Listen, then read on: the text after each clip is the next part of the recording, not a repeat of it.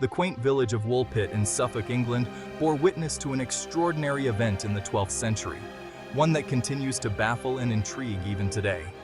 It was during the harvest season when villagers made a startling discovery near a wolf pit.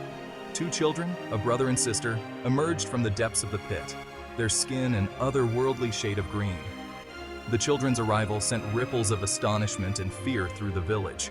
Their clothing was strange, their language unintelligible, and their green-tinged skin sparked whispers of enchantment and otherworldly origins. Fear gave way to curiosity as the villagers, guided by compassion, took the children under their care. The children were offered food, but to the villagers' surprise, they refused everything except for raw beans. They appeared bewildered by their surroundings, their eyes wide with a mixture of fear and wonder. Their arrival posed a perplexing mystery that would echo through the ages. Who were these children, and from where did they come? The Green Children of Woolpit, as they came to be known, were a stark contrast to the villagers they now lived amongst. Their green skins set them apart, marking them as different, as something not entirely of this world. Their initial fear and confusion were palpable, their alien tongue adding to the enigma surrounding them.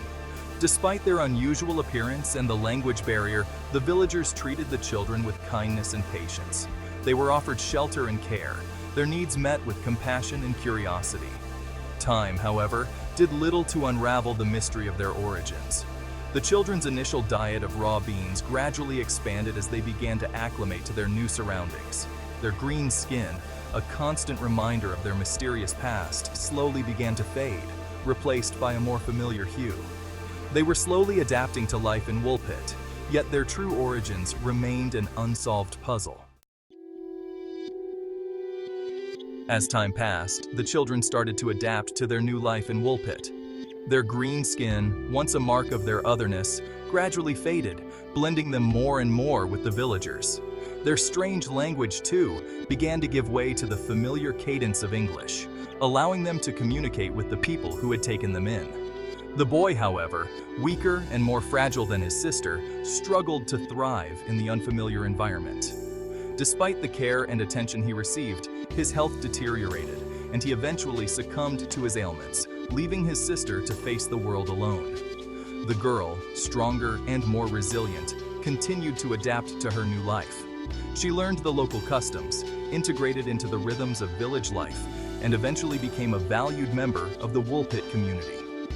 Though the memory of her brother and their shared past lingered, she embraced her new life, leaving behind the mystery of their origins. Years passed, and the Green Girl, as she was now known, blossomed into a young woman. She learned to speak fluent English, shedding the last vestiges of her mysterious past. Yet, the question of her origin remained a subject of much speculation and wonder in the village. When pressed about her past, the Green Girl offered fragmented glimpses into a land shrouded in perpetual twilight.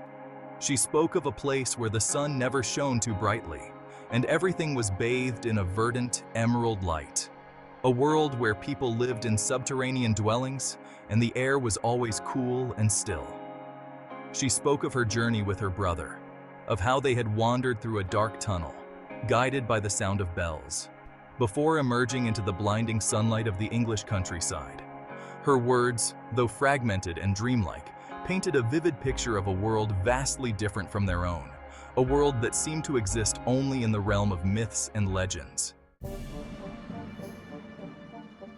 The Green Children of Woolpit's story has captivated historians and storytellers for centuries, prompting numerous theories about their true origins.